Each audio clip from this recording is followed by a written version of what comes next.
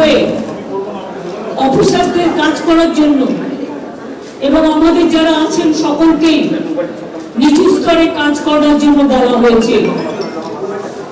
আবার বর্ষা আসছে, এই দুটো তিনটে দিন বঙ্গোপসাগরে দুটো ঘূর্ণিবর্ত তৈরি হয়েছে, ফলে প্রচন্ড বৃষ্টি হচ্ছে এবং কিছু জেলায় বৃষ্টি হবে।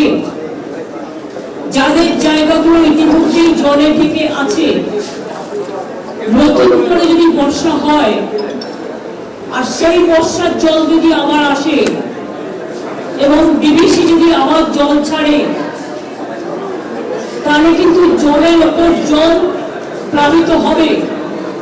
সেক্ষেত্রে দয়া করে যারা দেখতে পাচ্ছেন জলের সম্ভাবনা আছেন, তাদের কাছে অনুরোধ করব সেই সব জায়গায় দায়িত্ব দেওয়া হয়েছে বিডিওদের, ডিএমএসডিও, আইসিদের, যে তারা দরকার হলে মানুষকে বুঝিয়ে সুঝিয়ে, আমি জানি ঘর ছেড়ে আসা খুব মুশকিল, কেউ তার নিজের বাসস্থান ছাড়তে চায় না, কিন্তু একটা মানুষের জীবন চলে গেলে জীবন ফিরে আসে না। বাসস্থান হয়তো ফিরে পাওয়া যায়, কিন্তু জলে ভেজা কর্দমাক্ত অবস্থায় অনেক কিছু তাদের নষ্ট হয়।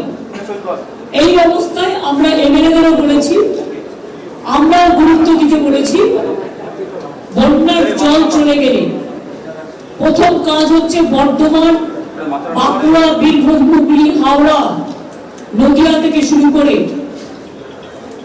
বাঁকুড়া, যতগুলো জায়গা আছে, উত্তর 24 পরগনা, দক্ষিণ 24 পরগনা, যে জেলাগুলো শস্য ভান্ডার,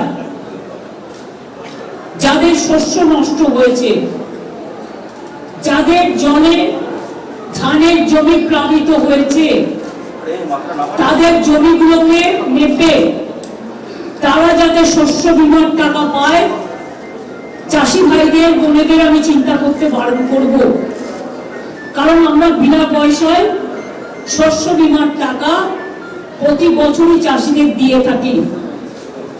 বাংলার দুর্ভাগ্য, বাংলায় যতটা বন্যা হয় এবং আসামে, অন্য কোথাও সেটা হয় না।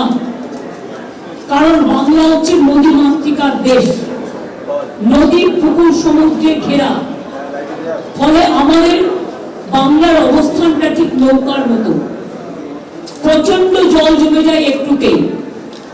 আর ঝাড়খণ্ডে বৃষ্টি হলে আমাদের চিন্তা হয়, জলটা ছেড়ে দেয় নিজেদের বাঁচাতে টোটাল বাংলার উপরে। ফরাক্কায় যখন জল প্লাবিত হয় দীর্ঘদিন ড্রেজিং না করার ফলে, জলটা ছেড়ে দেয় গঙ্গা ইরোশনের ফলেও, মালদা, মুর্শিদাবাদ যখন প্লাবিত হয়, বিহারেরও কিছুটা অংশ প্লাবিত হয়, কিন্তু বিহার তখন বাঁধ কেটে দিয়ে জলটা বাংলায় ঢুকিয়ে দেয়। Ganga action plan, flat control, DBC তিনটে কেন্দ্রীয় সরকারের আমলে, মানে অন্তরে মানে ওদের অধীনে, কিন্তু আজ পর্যন্ত কোনো কাজ তারা না করার ফলে লক্ষ লক্ষ মানুষের ঘর ডুবে যাচ্ছে, কৃষি ক্ষেত্র ডুবে যাচ্ছে, শস্য ক্ষেত্রে ডুবে যাচ্ছে। ইলেকশনে যে টাকাটা আমরা খরচ করি, আমি সব রাজনৈতিক দলকে বলবো, বড় বড় বিল্ডিং বানিয়ে, নিজেদের মূর্তি বানিয়ে যে টাকাটা আপনারা খরচ করেন, দয়া করে কেন্দ্রীয় সরকার তার 1/4 যদি আমরা পাই, আমরা Ganga action plan, flood control সিচুয়েশনটা আরো ভালো করে করতে পারি। আমাদের সব আগে তো কেউ খবরই রাখতো না, এখন তো আমরা মনিটরিং করি 24x7। সব ছুটি বাতিল করা হয়েছে, কারণ একটাই, রাত থেকে সরকারি কর্মচারী হোক, পুলিশ হোক, আমাদের দলের স্বেচ্ছাসেবকরা হোক, তারা পাহারা দিচ্ছেন। সব পিডিও আইসির ওখানে মাইক্রোফোন রাখার ব্যবস্থা করা হয়েছে।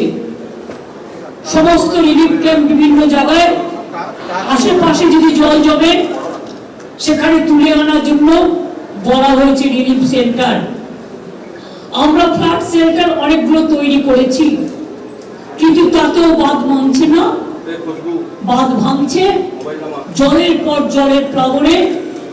দরকার হলে পুজোর ছুটি আসছে, স্কুলগুলো ছুটি হয়ে যাবে, এবং এই সব জায়গাগুলোকে যাতে আমরা কাজে লাগাতে পারি, মানুষকে আগে প্রাণ দিয়ে সেটা আমাদের দেখতে হবে।